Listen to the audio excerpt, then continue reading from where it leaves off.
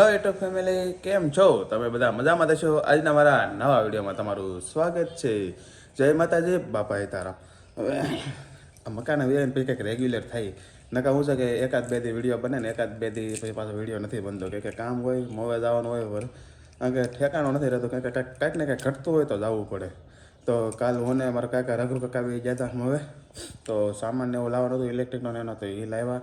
અને શું કહેવાય કે ઘણા દિવસો પછી તો આમ સુરત દાદા દેખાય.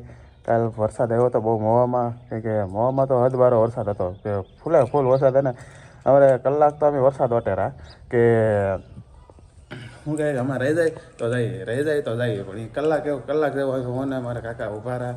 પછી પાછું આપતા હોય તો પાછા ઊભા રહે, એવું રીતના થાય.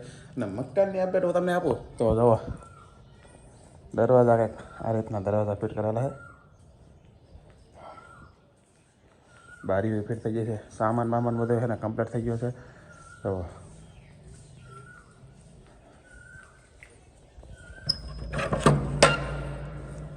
અંદર એ બારી સામાન સોમવારે સોના દીધું એટલે ઉપાધિ નહીં. સોરી,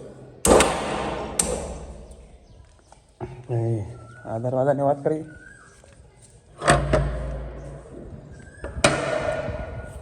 તો ઓય દેખો,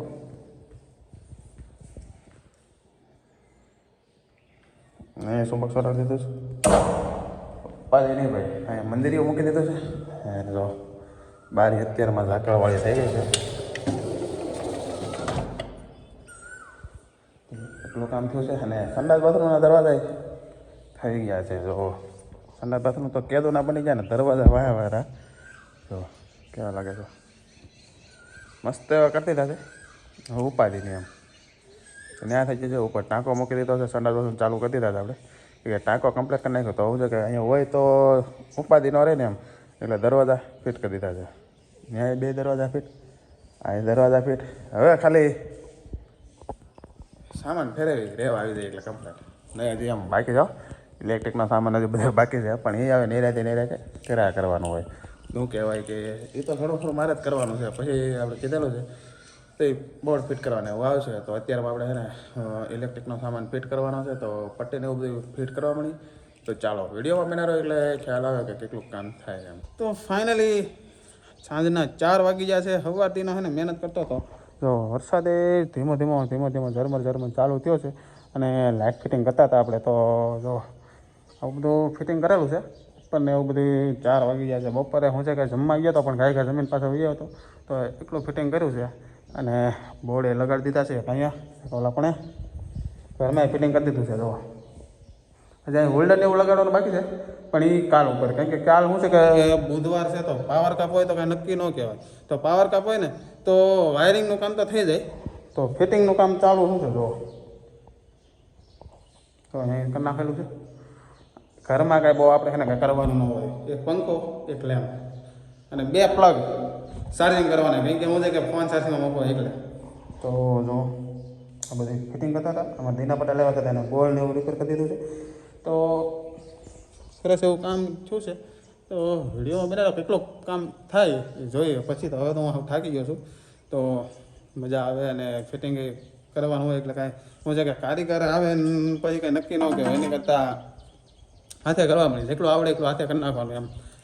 તો કાલ અમારે દીના પટેલે આવશે. તો ફાઇનલી જો ઝરમર વરસાદ આવે છે. અને શું છે કે કામ ઘણું ખરું પતી ગયું છે. હવે કાલ ઉપર ભાઈ હું હવે થાકી ગયો છું. અને શું કહેવાય કે બોર્ડ વધારવાના હોય ને એ હવે કાલ ઉપર જાય. કારણ કે અત્યારે કાંઈ બહુ નક્કી નથી ક્યાં બોર્ડ નમવાના છે અત્યારે. છે ને હવે કાલ આનું વાયરિંગ કરી નાખીએ ને બધું, પછી ખબર પડે. અને હવે જવું છે ઘરે. 5 વાગી જશે. થાકી ગયો. સવારે 8:30નો આવેલો હતો. કારણ કે વિડીયો તો એમ કે ભાઈ વિડીયો ઓલું કરવા રહેવું તો એકલા હોય એટલે ને વારે ઘડીક ટેબલ ઉપર ચડવું પડે, ઘડીક ઉતરવું પડે, ચડવું પડે ને ઉતરવું પડે ને એવું બધું કરવું પડે. એટલે કાંઈ વિડીયો બહુ ઉતાર્યો નહોતો.